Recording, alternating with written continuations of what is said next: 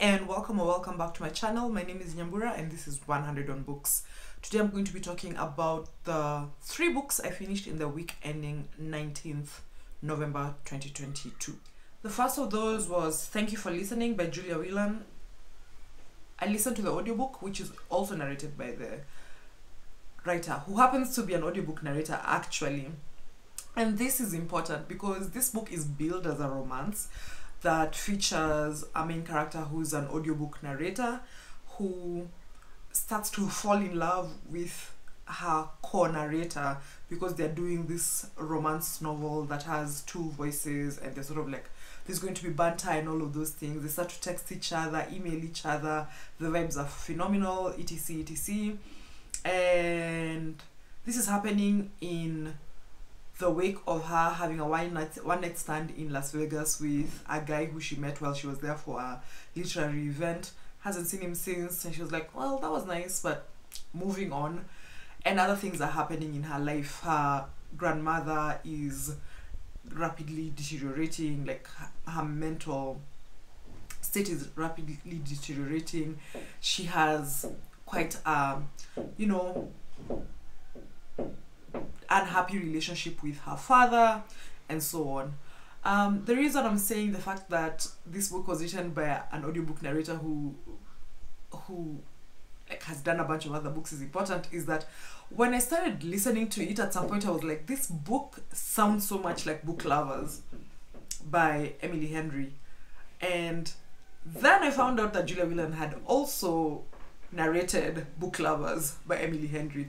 But when I tell you those books are startlingly similar, and not just because of the voice of their narrators, the way this book would have been a family drama and it would have been okay. I mean, it's so meta at some point because one of the characters talks about that line between literary fiction, general fiction, women's fiction, and romance. And it veered so much into women's fiction territory, which is fine. Like, I actually enjoy women's fiction, quote-unquote women's fiction.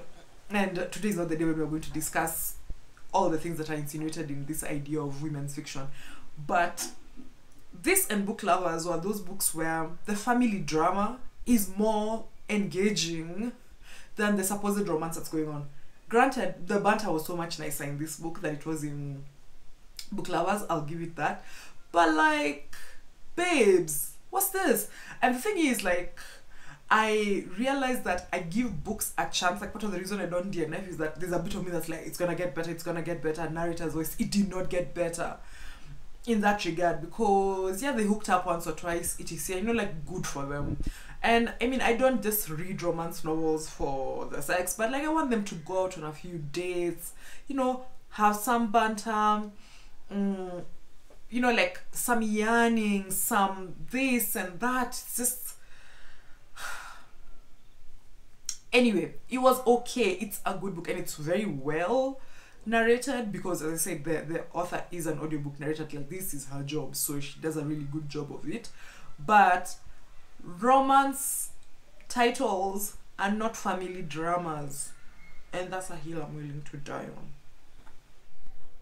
The second book I finished was The Mamas, What I Learned About Kids, Class and Race from Moms Not Like Me by Helena Andrews-Dyer, which is also narrated by the author because I listened to this. I first heard about this on an NPR show. I believe it's called Book of the Day. I learned about it via Greg of Supposedly Fun. Can you tell I like Greg's channel? And so I started listening to it, and the podcast, that is. And Helena Andrews-Dyer was on the show, and her book sounded really interesting. So I put it on hold and it finally came in, so I listened to it. And this book is caught up in, so the context here is that the author is a black woman married to a black man who lives in a neighborhood in DC that's gentrifying or has been gentrified. And so she's in the distinct minority in what has traditionally been a black city. Like, she's one of the few non-white moms in her neighborhood. And it starts off with her basically like really pushing to join this Facebook group where other moms in the neighborhood hang out and so on, but also every so often asking herself, like, are these dramas playing out because I am not white? Like, should I react in this way as a black mother, etc, etc. I found it was really caught up in the politics of respectability, you know, being an Ivy League educated woman who has a good income, who, you know, is, I don't want to say the talented 10th because I don't want to get into that politics, but it felt very much like I am a good black TM and I deserve to be in certain places, but also I want some things to be about me and other black people, which is fine. Like, I think that anybody who's not in the majority in a space has a right to feel those feelings and so on.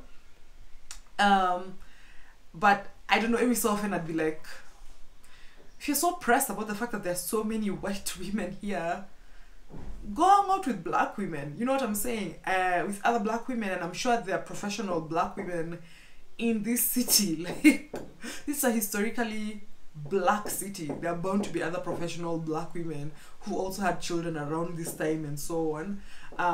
But yeah, especially the way she so desperately wanted to, I felt she so desperately wanted to belong to this Facebook group, and sometimes it got so cringe, like, okay. On the flip side, it had that mix I like in nonfiction. It was a mix of memoir and like statistics and studies and all of this stuff, showing, you know, for instance, the fact that members of the middle classes, who honestly, like, I don't even know what middle class means in the US, because these people have huge incomes, have expensive homes and all of those things. So it's like, what does the upper class look like? And this is something that was sort of touched on in Uneasy Street, which I'm pretty sure I mentioned in a previous episode, not a roundup, but a library check-in, a maktaba manenos. I'll post a link to the one where I talk about it, and I'll also post a link to the newsletter entry where I talk about Uneasy Street. But there's something also about the way class is elided in American writing, this whole idea that, you know, we're all people, but also it's like, are you really all people if you're the reason some people are being priced out of their neighborhoods and so on? I don't know. But yeah, as I said, like, it was an interesting mix, including this like hyper aspirational tendencies of people classed a certain way in the US. Like, why is your baby having such a scheduled life? Like, man, this is a 6-month-old, like, let the kid relax, you know. And so I think it's a factor of maybe Anglo living, maybe American living, or of course I would think it's Anglo living, but it might just be American living, because a lot of the writing in English from the West I read comes from the US, and so it projects parenthood, but especially motherhood, in a very particular way. So as I say, that mix of memoir and looking at statistics and social constructs and so on was very interesting. And a friend of mine had asked me, while I was reading this, for recommendations of books that feature like technology or different like websites and so on, or different technological tools.